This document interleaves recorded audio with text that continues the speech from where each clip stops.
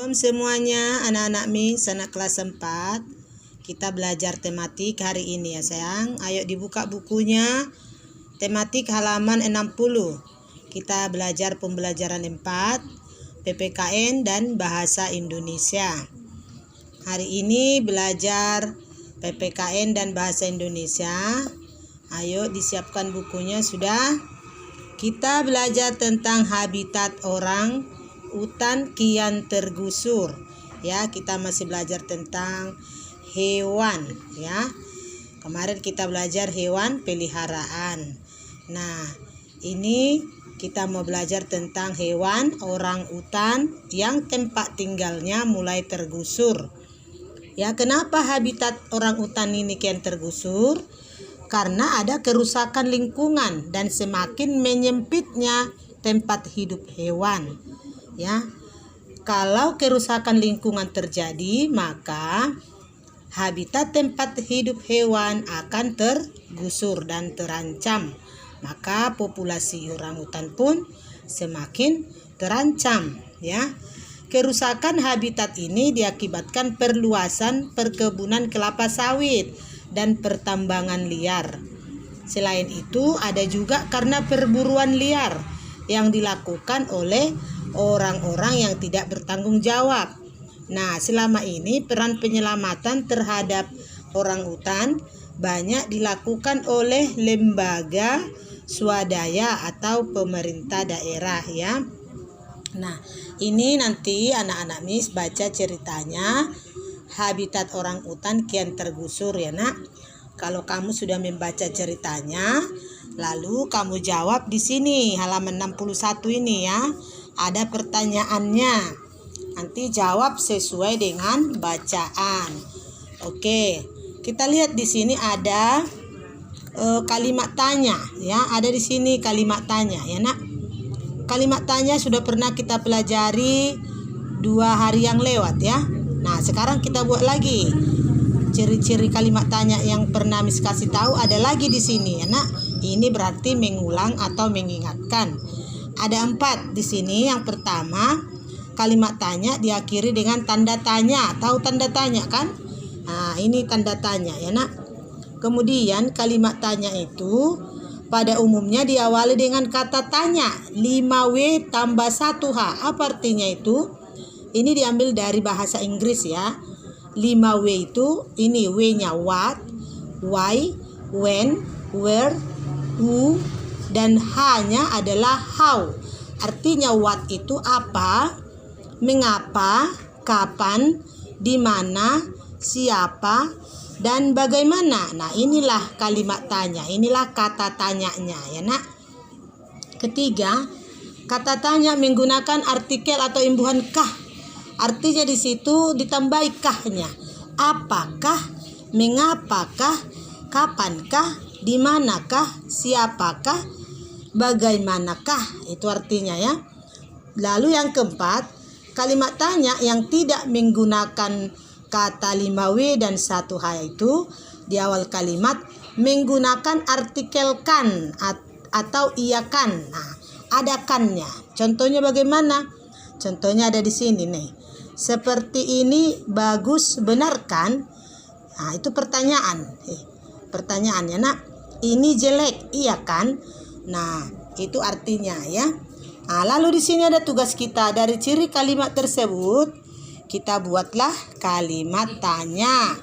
Kalimat tanya ini diambil dari sini. Kata tanyanya, kita mau membuat kalimat yang katanya dari orang hutan. Nah, tapi kalimat tanya ya nak, tidak usah dijawab. Kamu pilih mana yang mau kamu ambil. Apakah, mengapakah, kapankah, di manakah, siapakah, bagaimanakah. Kamu pilih ya. Misalnya, bagaimanakah orang hutan bisa hidup di hutan? Misalnya seperti itu. Atau di manakah kita dapat menemukan orang hutan? Nah, di dalam kalimat itu harus ada orang hutannya. Ya, di dalam kalimatnya ya nak. Dan kamu harus buat kalimat tanyanya. Ingat, kalau kalimat tanya harus ada tanda tanya di belakangnya. Lalu kamu buat ini ada 7 ya, kalimat tanya ya nak. Tidak usah kamu jawab, kita hanya disuruh membuat kalimat. Oke, sudah 2 tugasnya ya nak. Nah, lalu di sini ada kalimat tanya memiliki 4 jenis. Ya, kalimat tanya biasa itu yang biasa kita gunakan sehari-hari. Percakapan sehari-hari. Kapan camping pramuka di sekolah kita dilaksanakan? Atau masih banyak contoh lainnya. Ini hanya kalimat sehari-hari. Yang kedua, kalimat tanya klarifikasi dan konfirmasi. Maksudnya di situ ini seperti jawaban ya atau tidak. Namanya juga klarifikasi ya. Nah, contohnya, apakah ini bukumu yang hilang? Apakah ini tempat air minummu? Apakah ini sepatumu? Apakah ini tasmu? Ya, pasti jawabannya iya kalau itu sepatunya, dan jawabannya tidak kalau itu tidak sepatunya. Itu artinya di sini nomor 2 ini ya nak. Yang ketiga, kalimat tanya retoris. Retoris ya, artinya tidak memerlukan jawaban. Kalimat tanya yang tidak memerlukan jawaban. Nah, misalnya, bukankah kamu tahu nilai ulanganku lebih bagus dari nilaimu? Nah, seperti itu, tidak perlu ada jawabannya. Kemudian yang keempat, kalimat tanya tersamar. Tersamar artinya kalimat tanya yang biasanya disampaikan secara langsung, seperti meminta, menyuruh, atau menolak. Contohnya, apakah keputusan ini sudah mutlak? Nah, seperti itu ya. Nanti di pas tatap muka aja ya nak, kita buat ini contohnya banyak. Nanti satu-satu ke depan ke papan tulis ya. Karena di sini kita disuruh membuat kalimat tanya biasa, kalimat tanya klarifikasi, kalimat tanya retoris, kalimat tanya tersamar. Ya, ini belum bagus sekali penjelasannya. Nanti saja ya. Nanti kalau sudah seminggu lagi ini kita belajar tatap muka, nanti satu-satu ke depan diajarin ya nak. Itu tidak usah jadi tugas ya. Oke, kita lihat pembelajaran 5. Pengelompokan hewan berdasarkan tempat hidupnya. Nah, hewan-hewan yang ada di dunia ini pasti ada tempat hidupnya. Ada yang hidup di darat, di air, ada juga yang hidup di darat dan di air. Ada juga yang hidup di udara.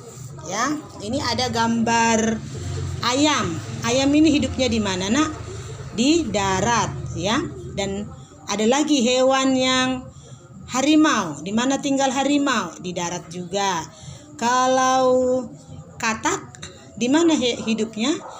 Karena dia hewan amfibi, dia bisa hidup di darat dan di air. Nah, ini hewan katak ini bisa hidup di air, bisa hidup di darat ya. Nah, ini burung orangutan. Nanti kamu isi di sini ya nak, karakteristik tempat hidupnya. Nah, kamu bisa tulis di sini hidup di air, hidup di darat ya. Itu karakteristiknya. Oke. Nanti isi ya nak, halaman 67. Halaman 67 ini ya. Kemudian kita lihat mengapresiasi hasil karya seni. Nah, kamu kan ada tugas di rumah. Karya senimu adalah apa itu? Kemarin itu harus dibawa pada saat tatap muka ya. Nanti kita buat di dinding kelas. Nah, contohnya ini contoh saja ya. Misalnya kamu membuat di rumah gambar kupu-kupu ditempel dengan biji-bijian ya kan. Nah, hari minggu depan kalau sudah ada surat kita masuk tatap muka, bawa ya nak. Nah, kita mau belajar cara mengapresiasi karya seni. Apa itu mengapresiasi?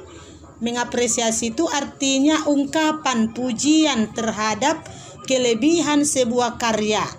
Misalnya ungkapan pujian itu apa?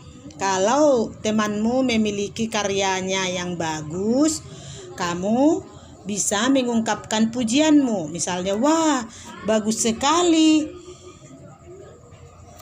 gambarmu. Wah, indah sekali. Montasemu. Wah, bagus sekali cara membuatnya gambar ini. Nah, seperti itu. Itu adalah ungkapan pujian. Nah, kalaupun kamu melihat gambar temanmu tidak sebagus yang kamu pikirkan, tidak perlu mengejek ya nak, tapi kita boleh mengapresiasi. Misalnya gambarnya bagus, tapi di sebelah kirinya sebaiknya dibuat warna kuning. Nah, itu contoh. Berarti kamu memberikan apresiasi, lalu kamu membantunya untuk membuat lebih cantik lagi. Itu adalah cara mengapresiasi hasil karya seni teman ya nah. Ini nanti saja kalau tatap muka kamu buat seperti ini ya, contoh tugas yang kemarin itu ya nak. Ini tidak usah kita kerjakan ya, karena mengapresiasi hasil karya seni itu hanya ungkapan perasaan, ungkapan pujian terhadap kelebihan sebuah karya. Oke, mengerti sampai di situ? Oke ya. Tugas kita hanya di pembelajaran 5 tadi dan 4 ya nak. Pembelajaran 5 di halaman 67 dan 68. Kemudian pembelajaran 4-nya di halaman 61 menjawab pertanyaan dan halaman 63. Oke ya nak, itu saja tugasmu, dikerjakan dengan semangat. Jangan ada yang malas ya, jangan suka bermain game jadi tidak tahu pelajarannya ya nak. Salam sehat semuanya, Tuhan Yesus memberkatimu. Salam.